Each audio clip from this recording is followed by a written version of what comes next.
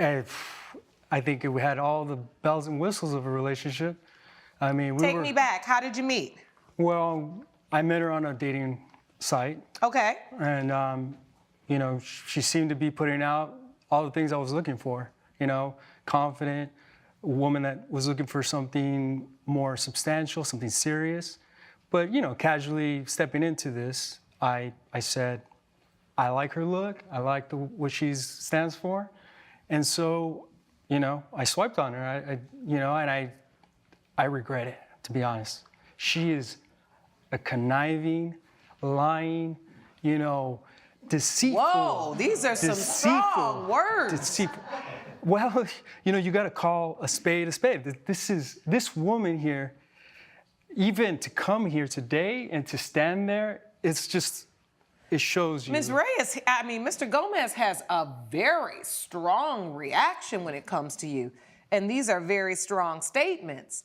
I want to understand, when you first met Mr. Gomez, you felt great about him. You guys met on a site. What did you like about him? Well, his personality, he was definitely very outgoing. Like, we were going for coffees and we were having great conversations.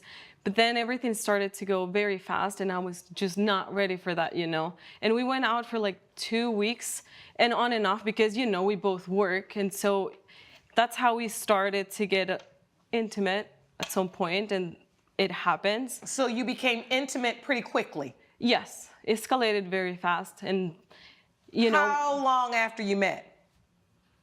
Go ahead and tell the truth. That's why you came. It was the second time, Your Honor. Second date. Time you met. Second date? Yeah, second date. You ended up having sex? Yes, Your Honor. Unprotected sex? Protected. No, we took, but you know, Your Honor, like it was like from then forward, it was like we were making love all the time. Like it was for almost 2 weeks straight. Take me to when you found out you were pregnant. So I didn't get my period, of course. And so I was shocked because I didn't want to be a mom of a child without a father. And so I found out I was pregnant and I went back on the calendar to count the days. And I'm like, okay, he is going to be the father. You know, like I was not with anyone but him during that time. So I went on, I talked to him. He was willing to come and help me. He even came to my apartment. He did the whole nursery. He bought stuff because he wanted to buy it for the baby. Whoa. I mean, this is going fast. So you found out you were pregnant? Yes. You told him? Yes, Your Honor, because I thought since minute one that he was the father. You had been having a lot of sex with him, so you assumed he was the father? Yeah. And the timing in my head, I was 1 month pregnant, and so I thought he was the father. And so when she told you, Mr. Gomez, I'm pregnant, what were your thoughts? Well, she ghosts me. Like, I don't hear from her. She blocks me. She ghosted you? Yeah, she just ghosted me. Like, texting her, messaging her, like nothing. Why did you ghost him? Because it was going just too fast. This is before I found out that I was pregnant. So I was like, I'm not ready for a serious relationship right now. I just came out of a... You knew you were on the rebound? Yes. So then I'm like, I'm gonna do the right thing, you know, right thing for her, for the child. And, you know, I painted the spare room of her apartment. I bought, you know, I bought all these things here that I thought she May I see that? Sure. And so all I could say is I felt like there was a chance that we could be a family, even if we weren't going to be a couple. And obviously, you can't raise a family with this kind of woman. And yeah, okay. It's the truth. It's the truth.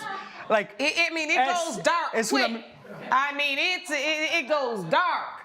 Well, I'm just saying, like. You see, Your Honor, that's why I figured out it was better to step out of that relationship. He was just going too quick. She has no accountability, Your Honor.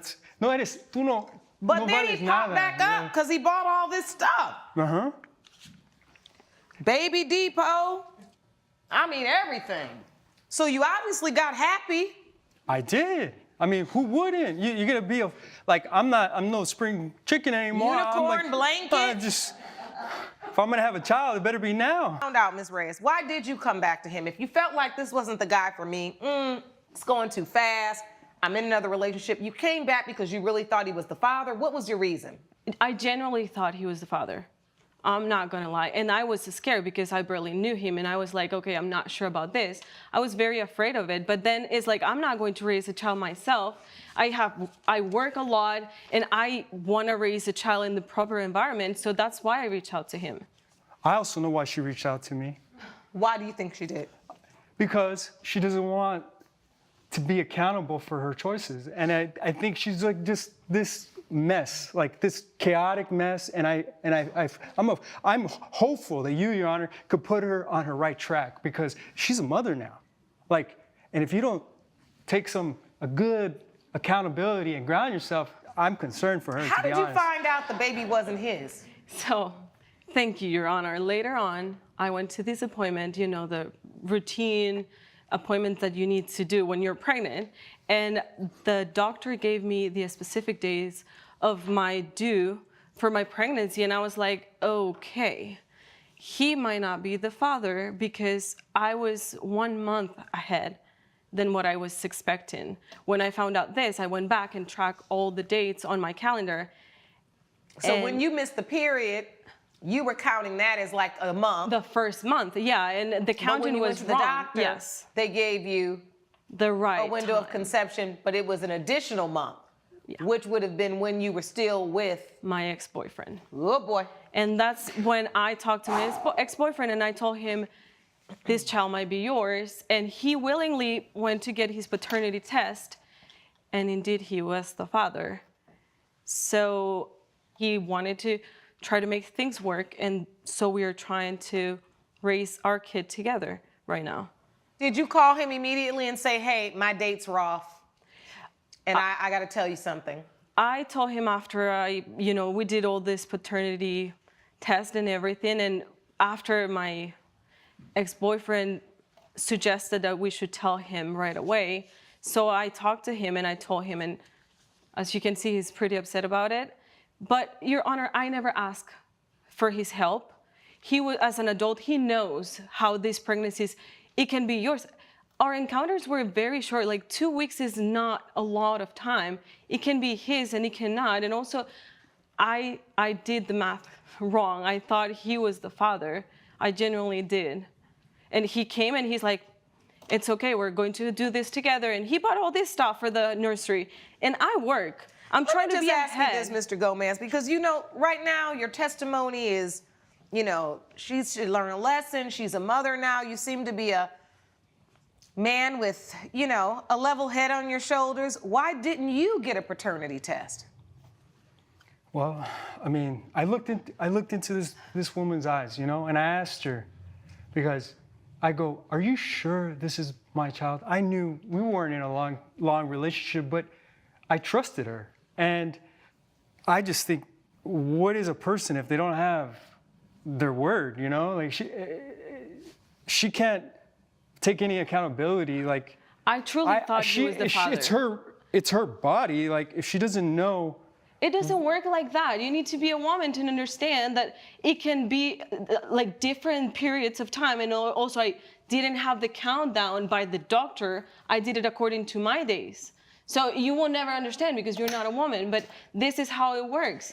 You're an adult. Did you guys ever discuss that she was coming off of another relationship? Like when you met, were you honest about that? She didn't tell me that until. So, Your Honor, I don't think this is something that you disclose on a 2-week relationship because we were just getting to know each other. Oh, y'all was getting to know each other. Yeah. Okay, this case is one big paternity mix-up nightmare. A man meets a woman on a dating app. They move fast, unprotected sex by the second date, and within weeks, she thinks she's pregnant and immediately assumes it's his.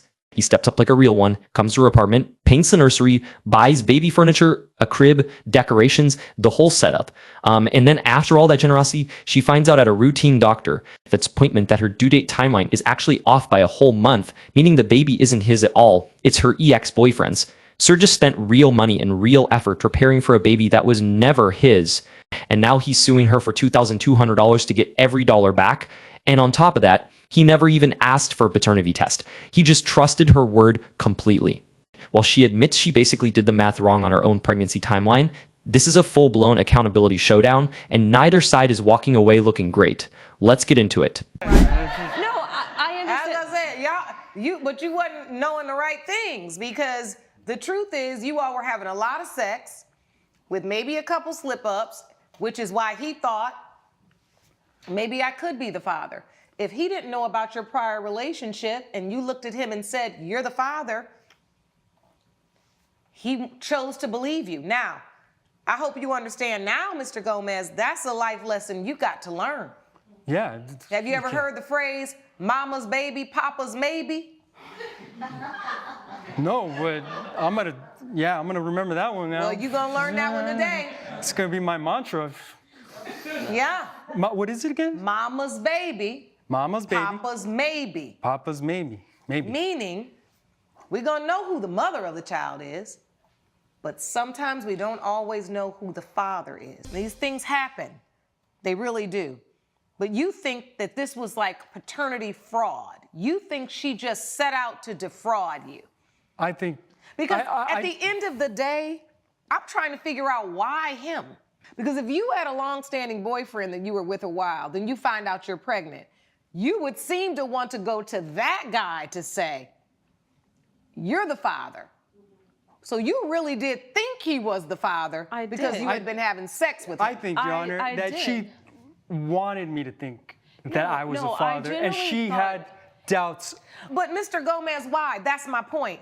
Well, when you're listening to the testimony, she had already ghosted you.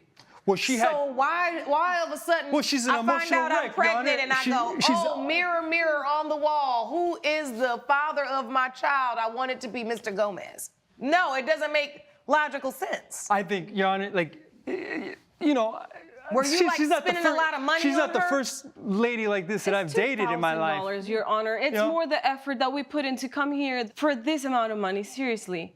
And also, like, it's one-time situation. I mean, let's not, Ms. Reyes, act like it ain't no big deal. Well, that's what she's. I mean, a man saying, doesn't go and buy all these things unless he is thinking that he's about to have a child. And in that way, it is absolutely remarkable and admirable that he stepped up. I agree, no and questions I appreciate it. with a woman that he basically had a 2-week fling. What this court has to decide based upon the testimony and the evidence presented is, were you setting out to defraud him? No, I was not. And I don't think that has been Okay, this next part gets interesting. Robert actually accuses her outright of paternity fraud, basically arguing that she must have known she had doubts and picked him to tell because he was the more responsive, available option compared to her ex who she'd already ghosted around. And that's actually a fair theory when you lay it out logically. Why would you jump to tell the guy you barely dated for 2 weeks instead of your actual long-term ex first? But the judge doesn't just take his side blindly either. She drops this whole mama's baby, papa's baby line, basically explaining that biologically, you always know who the mother is, but paternity isn't always as clear-cut, especially with overlapping timelines. And what really stands out here is Robert admitting something kind of telling.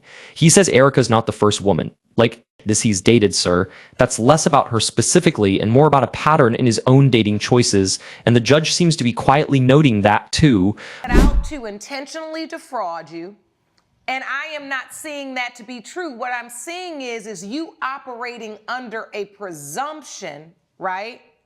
She did not force you to buy anything. You were doing that out of the goodness of your heart because you thought it was your child. Well, she said, basically made assertions that were lies. And so whether... But this is the point that I don't think has been proven. Now I'm looking at you right now because I'm ready for you to speak up. Because it sounds like to me you done got yourself a whole baby room and then now you with the real dad. And neither one of you all care that Mr. Gomez went through all of that and gave all of these things willingly? We did care, and I appreciated for him being such an adult. And then if this was in such a short amount of time, besides the room painting, why didn't we just pack all that stuff back? He could return it. Shoot, we still within the 30-day window. We can get our money back. We're not within the 30-day window anymore. No, you're not, because you done ran yourself up in here. But I think you're talking about something like you're saying. No, I'm you're talking about morally. Like that's what I'm talking about. I'm asking her. Well, why didn't you ever think of that? How do you arrive with this baby and you tell your ex-boyfriend, okay, but this other guy who thought he was the dad, he bought all this stuff for the baby. Yeah, well, we get to keep it with the baby. Your Honor, I don't know if you were a mother or not, but when you get a newborn baby, the least thing you're thinking is the paint on the walls from the guy you thought he was your dad. No, the least thing I was thinking was, do I know who my child's father is? Because I knew. Truthfully, you bought it. You believed what she said. I don't think she was lying at the time. I think her window of conception was off, and that informed her that you weren't the father. And I am using the evidence and the testimony to put together whether or not this was an intentional defrauding. And I do not think it was. But I do think that morally, you need to offer to pay him back some of the money that he spent. That's the right thing to do. I think you could give him at least 50% of that money back. Yes, Your Honor. $1,100. That's what you need to give back to him. Yes, Your Honor. So my judgments for the plaintiff were $1,100 based upon morality and so that a mother can right her wrong. Court is adjourned. All right, we already knew the judge wasn't buying the paternity fraud accusation, but I did not expect this ruling to land somewhere so nuanced. So let's watch how this whole baby room disaster finally gets resolved, because the judge threads a needle here. That's actually pretty impressive. So first, the judge fully clears Erica of the fraud accusation. She lays it out plainly. This case comes down to one question. Did she set out to intentionally deceive him? And based on everything presented, the answer is no. She points out that Robert wasn't forced into anything. He bought all of that furniture and painted that nursery out of the goodness of his own heart because he believed it was his child, not because she manipulated or coerced him into it. That's an important distinction. Genuinely believing something turns out to be false is very different from being deliberately lied to. But then the judge pivots and asks the question that really exposes the awkwardness of this whole situation. Okay, so if all of this happened in such a short window, why didn't anyone think to just return the stuff? They were still within a 30-day return window at the time. And Erica's response is honestly kind of tone deaf. She just says, well, we get to keep it with the baby, meaning her and her actual boyfriend just absorbed all of Robert's gifts into their own nursery without a second thought, and the judge does not let that slide, pointing out that morally, regardless of who's legally at fault, there's something clearly wrong with keeping every single item this man bought. Believing it was for his child, once you know for certain it isn't, and then Erica tries to defend herself by saying the last thing on her mind after having a newborn was the paint on the walls from the guy she thought was the dad. She was focused on knowing who her child's actual father was. And look, that's a fair priority in the moment, but it doesn't really address the fact that months later, presumably once things settled down, nobody reached out to say, hey, let's return this or pay you back. So then we get to the actual ruling, and this is where the judge really shows some wisdom. She doesn't rule that this was fraud because legally it wasn't. Erica genuinely believed her own timeline at first.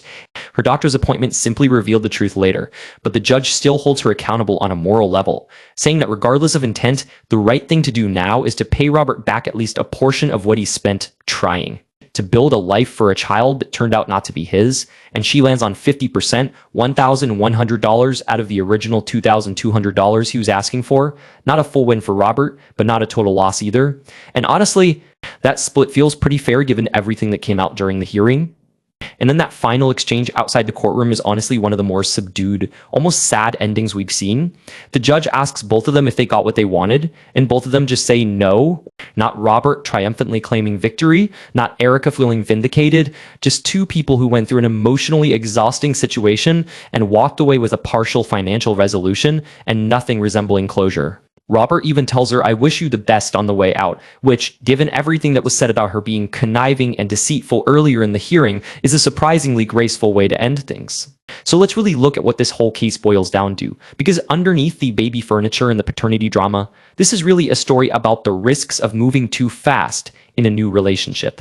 Especially when there are children involved. Even hypothetically, Robert made a big, generous, admirable gesture, painting a nursery and buying furniture for a woman and a baby he'd known for barely a couple weeks, without asking for a paternity test first.